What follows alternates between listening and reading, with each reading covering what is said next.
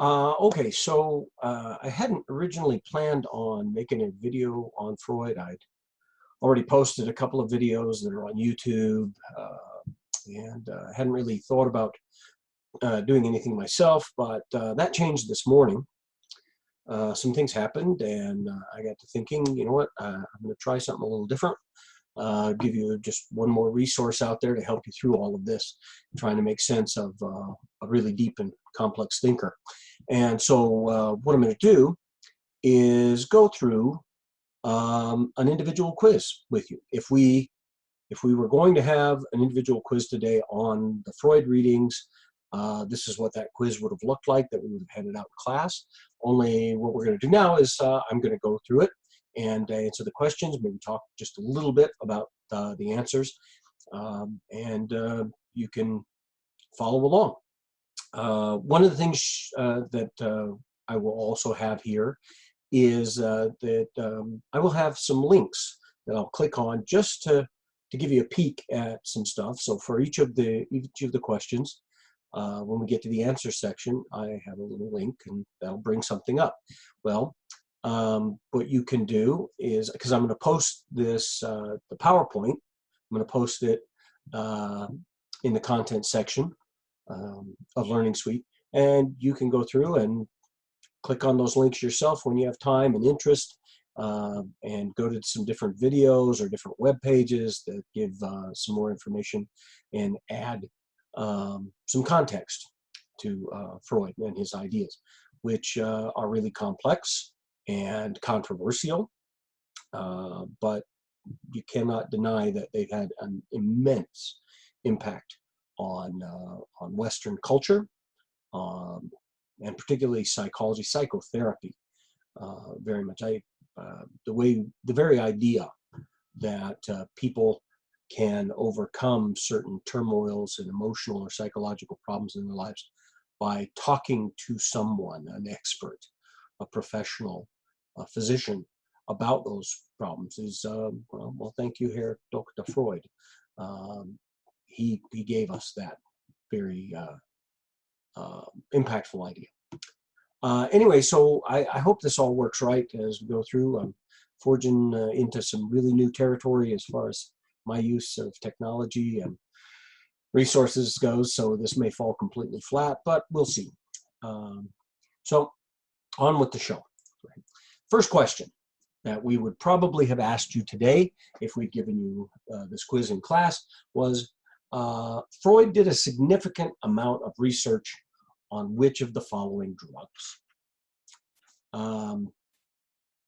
Go ahead and look at the three options. We have morphine, cocaine, Prozac. And the answer is cocaine, right? A lot of you may have known that before you even got into this class, before you even studied psychology. It's kind of popular knowledge. But what you can see here is that he had a cocaine addiction.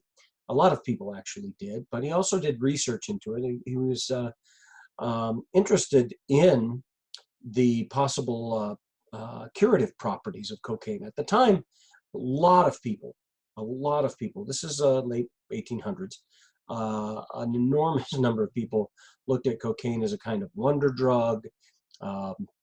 It was, an emotional booster, an energy booster. It did all sorts of amazing things. They were very excited about it. Heck, it was an ingredient in a soft drink that's still very much with us today, Coca-Cola. The Coca part was a little bit of cocaine in there. Anyway, Freud had a friend, a fellow physician, who had a morphine addiction, and Freud thought that administering cocaine could wean his colleague from morphine. Didn't turn out that way at all. One of the first professional documents, papers, professional, scientific papers that Freud wrote was on the curative properties of cocaine. And if you go to the link, where you bring up the slide and go to the link, here's an interesting kind of website. Just talks a little bit about Freud's addiction and his interest in cocaine. So anyway, there you go. On to the second question. Freud helped popularize the what model in modern psychology? Now this is a throwaway question, super easy, because if you aren't a goldfish, you remember what you saw just a few moments ago at the beginning when I introduced this, Freud and the medical model. There it is. So bingo, the medical model is the right answer. Now you can go visit this this interesting little website to explain, well, what do we mean by medical model? What is this medical model business? Because it goes into some detail here. It talks about diagnostic criteria, talks about the DSM and its purpose, and so on and so forth. I don't know that there's a lot of mention of Freud on this particular page, but there is a lot of discussion about a medical approach rather than, say, a sociological approach or an existential approach or a relational approach. And I'd say the medical model is probably the predominant one in our modern world. It's the one that a great many psychologists, psychotherapists, and most psychiatrists who are themselves medical doctors, it's the model they use to try and understand mental health. In fact, the very concept of health and illness in mental things it reflects the medical model, right? As opposed to, say, mental disorder or problems in living or what have you. Question number 3. You accidentally stumble into a time machine, because that happens even more now than it used to. But let's say you stumbled into a time machine and you end up in Shakespearean England. And you see a person who appears to be hallucinating, talking to themselves very loud. How would people during that time most likely explain this odd behavior? The person has gone mad, they are suffering from a diagnosable mental illness, or they just be tripping, bro. Well, hopefully you've already got the person has gone mad, right? Madness, possessions, being touched by the hand of God, or being, those sorts of ways of thinking about psychological and emotional problems were quite prominent at that time. And Freud's important because he really is a powerful mover and shaker in Western civilization, getting us away from that model and to a different one, right? And so you can go here. There's a link, Shakespeare in Medicine, what mental health was like, how it was understood in Tudor England, right, at that time. So it's worth doing, kind of get a sense of the way those people understood it, the way we understood it, and also some sense of how then they treated people differently than we do now. It's not a long piece there, but it's very interesting, and so I put the link. Hopefully some of you be interested enough to go check it out. Time for a cartoon. And I figure since we're dealing with, their trippin' bro kind of answers in the quiz, then we'll go with this. Edgy teen versus Sigmund Freud. I thought it was funny. You may not. I have a quirky sense of humor. You may be a normal, well-adjusted human being.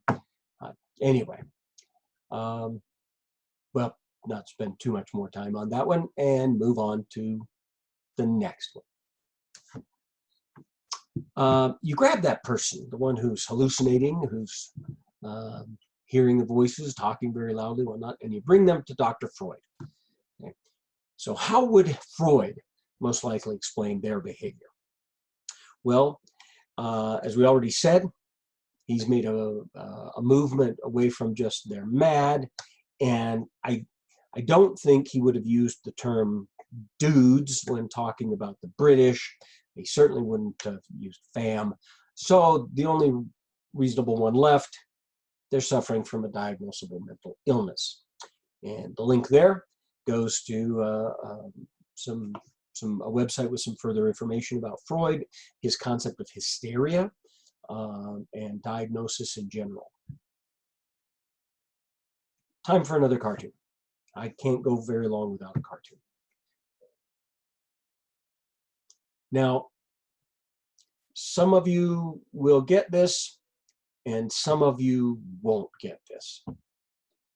If you don't get this, then Google Charles Schultz, and maybe it'll all make some sense.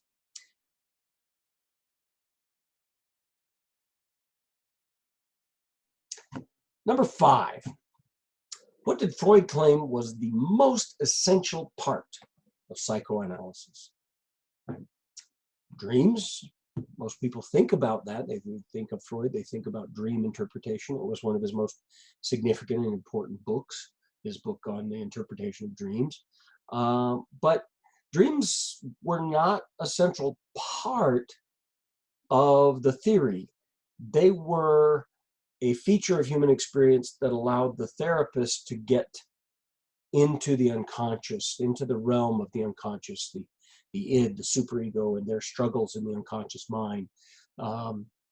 So they weren't a central feature or an essential part of his theory. Gender was not specifically something that Freud spent a great deal of time on. It mattered, but he had very traditional conceptions about masculinity and femininity. There were 2 sexes, and there were some differences in how their minds worked. The Oedipal complex, for example, was something that males dealt with. The Electra complex was something females dealt with. Males had castration anxiety, females had penis envy, some things like that. But those were all, again, kind of around the edges of a central concept in psychoanalysis. And so the only one left, of course, is C, repression. Repression was the universal feature of the human psyche. It was the most basic defense mechanism that the ego employs to hide from our waking selves, our conscious selves, the turmoil and the impulses and the sex and the violence and the crudity, barbarity, the animalistic nature of our true self. And it was always to work through repressions to arrive at some sort of cathartic understanding of yourself and some psychoanalytic healing that would take place. Repression was a key concept for Freud. And in many ways, much of the rest of his theory arises out of this concept or feeds into and supports this concept of repression. Anyway, if you want to understand repression a bit more, then there's a link there. Like I said, you can go to the PowerPoint that's going to be in Learning Suite and going to check out some of these links if you'd like.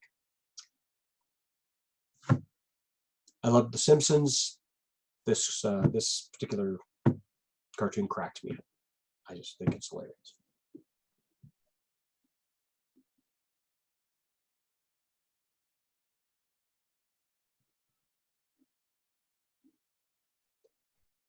Next question. Number 6. Which of the following statements is most true about Freud? He was the first to see psychological problems as illnesses. He was exceptionally successful at curing people of their psychological problems. His vivid images of the family and gender resonated with the tensions of Western culture in the late 19th and 20th centuries. Of all of those statements, the one that is singularly most true about Freud is the last one. He wasn't the first to approach the idea of psychological problems as illnesses. There were a number of people before him. The father of American psychiatry, and actually one of the founding fathers of our country here in the U.S., Benjamin Rush, a good friend of Benjamin Franklin, and Thomas Jefferson, and James Madison. He proposed very early on that psychological and emotional problems were really related to physical illness. So Freud wasn't the first one to see that. He certainly did see psychological problems in terms of illness, but he wasn't the first. And he wasn't exceptionally successful. In fact, he wasn't very successful at all. there's some debate about his success rates with his patients, from some who say, well, he had mixed success, but he did help some people, he didn't help others, to some critics who say, well, of all the documented cases we have, it's quite apparent that that there wasn't anybody that he really made any better. I remember reading one critic once who simply said there's only one case, and it was quite by accident. So, but then others more sympathetic said, no, he was quite helpful. You kind of have to understand what Freud meant by cure or helping and improving the patient. That a lot of our ways of thinking about it were different than his ways. And there's going to be a question a little bit later on here we're going to look at that kind of play with that. But the last one, C here, that is easily the most true. That his images of the family, of family dynamics, of sexual tensions, and the psychosexual stages that children go through, and his proposition that child sexual abuse by parents was rife throughout his culture and throughout the world, was scandalous at the time and has had a profound impact. It resonated a lot with some of the other concerns that were going on at the time in Western culture, as the family, as sexuality was being redefined, re-understood, struggled with. There's a whole host of things going on there. So that's a kind of a tough question. You sort of have to look at the first two and realize that the hints why they don't work have to do with they're kind of extreme. He was the first to see this. No, he wasn't really the first. He was exceptionally successful. No, he wasn't exceptionally successful. But here, just the notion that his ideas resonated and played on some tensions at the heart of Western culture. That one works a little better. So that one's the one that's most true.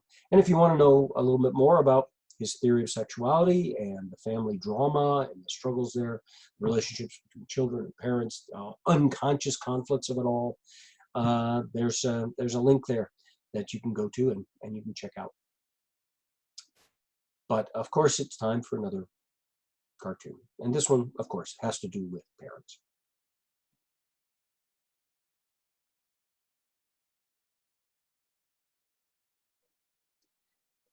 Question number 7. So we're 70% done today. Okay, so question 7.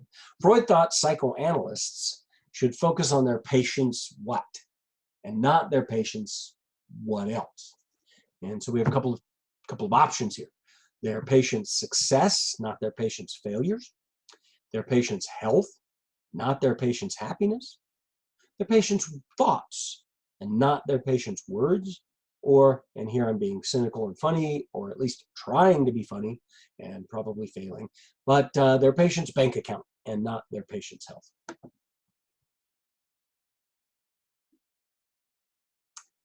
Health, happiness, right?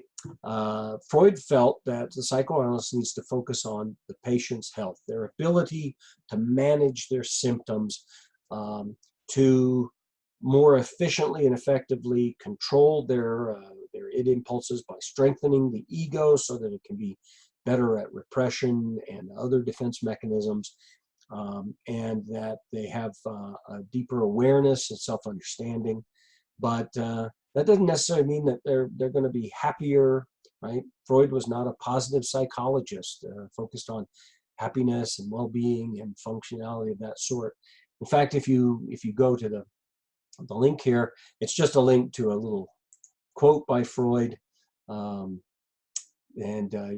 he did in fact say this: "The aim of psychoanalysis is to relieve people of their neurotic unhappiness so that they can be normally unhappy." Right? Yep, that's what he said. That being or living in a civilization, a society with rules, regulations, and all of the constraints of the external world means we're going to be unhappy. But there's a difference between being neurotically unhappy, anxious, and depressed, and suicidal, and frustrated, all that, and just being regularly unhappy, realizing that I can't have everything that my id desires, but I can have a reasonable amount of contentment as I go through life. This is the essential thesis of Freud's famous book, Civilization and Its Discontents. His argument was that civilization requires us to give up or repress and restrict and counter id impulses. And those id impulses are relentless, right? Our animalistic urges towards sex and violence, murderous, bloody craziness are unrelenting. But if we're going to have civilization, we have to repress that. We have to manage it as best we can. We're never going to eliminate it, and so we're never going to be happy. But at least we can be self-reflectively and in an enlightened fashion, kind of functional and functionally unhappy, rather than, deeply neurotically unhappy.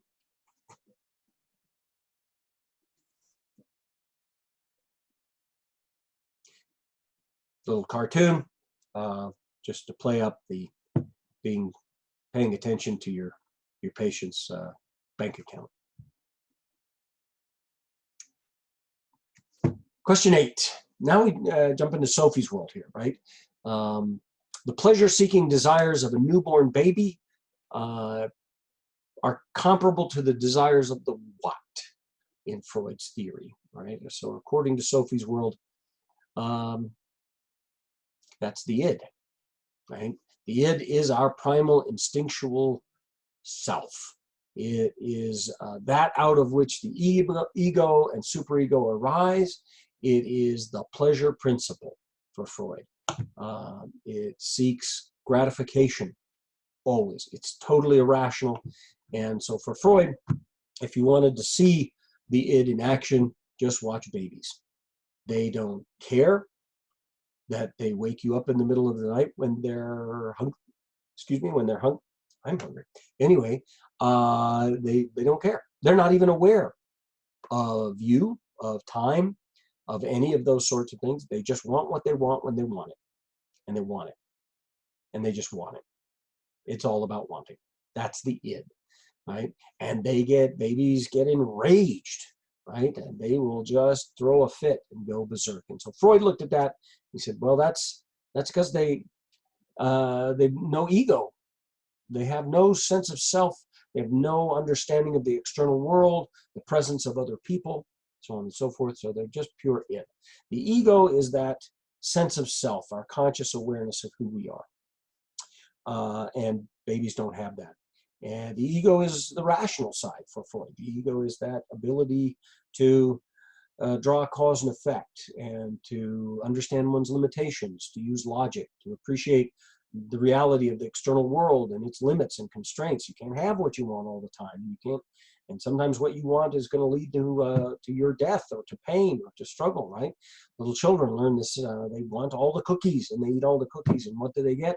They get stomach aches, right? The id didn't care; it just wants to eat, and then the id's angry when it feels bad, when it is, you have a stomach ache, and the id's miserable, and the ego's like, told you so, tried to control you.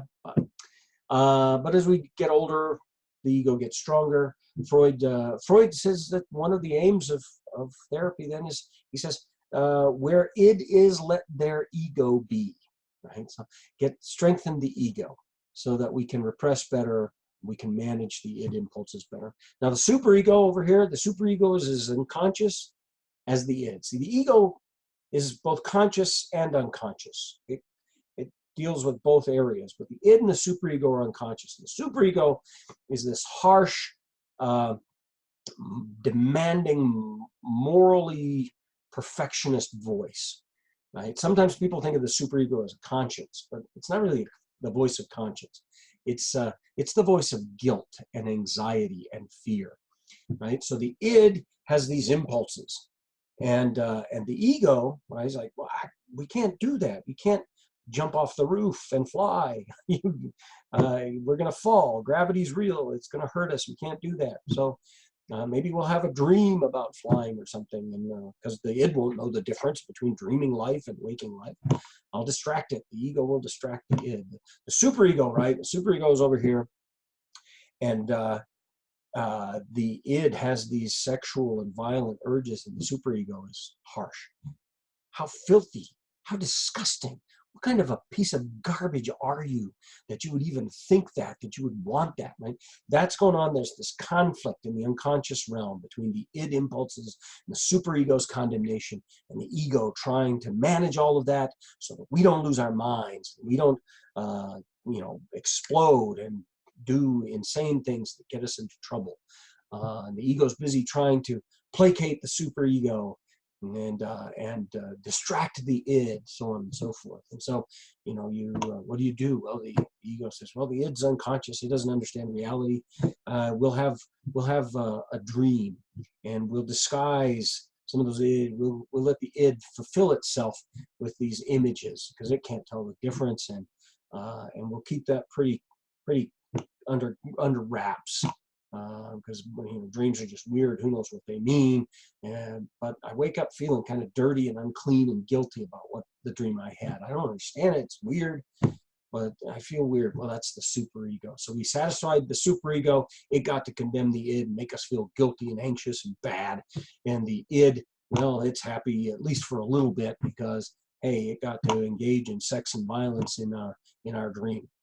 And the ego has kept the truth of what's really going on about us from ourselves by disguising it all in terms of fluffy unicorns and angry dogs and stairs. And I'm not going to talk anymore about the dream I had last night. That's enough. Anyway, if you want to know even more about id, ego, superego, then there's a link there that you can go to. I'll just say one last thing about them. They are Greek words. Freud used German words, but he also used them in Greek. The id in Greek means the it. And in German it was das Es, the it. And the ego, again in Greek, is the I, right? The I, me. And the German word was das Ich, right? Again, the I. And then there's the superego, right, which is kind of an English add-on on top of the ego there. But for the German word was the Über-Ich, right, the over I, the over me, right, the kind of always looking down on me from some moral perfectionist above. Well, anyway, question 9. Before we get to question 9, I forgot. We have another ridiculous, well, it's not a cartoon, right? This is a meme this time. Love memes.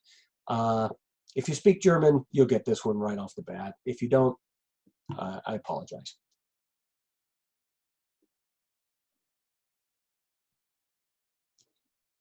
If you want time to work that one out or do some Googling, you can pause the video. We'll move on.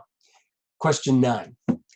Freud explained everyday behaviors such as forgetting, slips of the tongue, and déjà vu as example of which unconscious defense mechanism? Give you a second to look it over, think it out. You're smart, you did your reading, you studied, you were listening to stuff we talked about earlier, and you know it's repression. There's a link down here to a short video on YouTube about Freudian defense mechanisms. It's intriguing. A lot of good info. Some of you are visual learners more than textual learners, so maybe that's where you want to go. Repression, it's the universal defense mechanism. Projection is another defense mechanism that often happens. It's where we don't want to face up to our id impulses and the ugliness about them. And so we project those feelings onto other people, right? It's, well, I'm not the selfish one. You're the one who's being selfish, right? And we see other people, we see ourselves in them, but we reject the idea that it's ourselves. Hysteria was a mental disorder that Freud talked about. We don't talk about it much anymore. He located primarily with women. There's a lot of sexist and chauvinistic overtones there. So repression's the right answer. And what happens is Freud's argument is that the ego only has so much, so many resources, so much power, so much strength to resist the constant, unrelenting id impulses. They're always coming out, right? But they got to be repressed. Well, sometimes they sneak out. And for the Freudian psychoanalyst, you got to be very attentive to when something slips, right? And when someone forgets something that they shouldn't forget, when they say things that they immediately say, "Oh, no, I didn't mean that. I didn't say that. I didn't mean that." Or they had senses of things having happened before. Dreams, of course, are places where repression, the ability of the ego to repress, is weakened. And that's why Freud was so fascinated by dreams, because it lets you get past repression to what was really going on underneath. But anyway, so what you have is this defense mechanism, repression. It's working, but sometimes it's not able to keep a lid on everything. Right? Really, that's kind of a way of thinking about it. Freud's model of the psyche is kind of a steam pressure cooker, and sometimes the ego can't repress enough, and it has to let off a little pressure here and there, especially when we're stressed. The ego has it's under lots of pressure when we're stressed. There's a lot to cover, and so then all sorts of things start to happen and break down when we're stressed or frightened or worried about whatever. Right? Last question. According to Freud, religion was best understood as which of the following? A, beneficial to those who lived it and thus pragmatically useful. No, not Freud. James, maybe? William James, perhaps? B, just a big scam for money and power, a way for priests to get your money and control your life. Freud may have said something like that once in a while, but he wasn't a really aggressive, dismissive, angry, cynical skeptic of religion. That sentence there has more to do with someone like Friedrich Nietzsche and some modern atheists. We haven't talked about Nietzsche yet, but when you read about Nietzsche, you look back and go, "Oh yeah, he's pretty cynical. He thinks religion's just about amassing power and controlling people." So that leaves us with C, right? So in fact, yes, C is the right answer. Freud felt that religion and religious belief it's a delusion, right? The effect of a frenzied mind. Someone once said in the Book of Mormon somewhere. Anyway, a delusional source that provides relief from the guilt caused by civilized repression of our instinctual id impulses, right? So remember I mentioned that the superego, it makes us feel guilty for what the id wants, right? And so for Freud, the ego, one way of dealing with all of this has been to invent religions, right? There is no God. So where did religion come from? Well, we invented it to give us a way to work out the guilt so that we feel better about ourselves, get some relief from the guilt by following certain, Freud would say, irrational practices and actions so that we can move along with our lives. But ultimately, it's a delusion because there's no such thing as God. There's nothing spiritual in the world. And religion really just serves a psychological purpose, not a spiritual one, right? If you want to get a good sense of what, as I say, what Freud's beef with religion was, this link goes to a short, I think it's 6-7 minute YouTube video, pretty darn informative on how Freud understood religion and whether his account of religion should be taken seriously, right? Because not everything that's been influential is true. And so it's worth taking a peek at. Well, that's the last question, but not the last cartoon.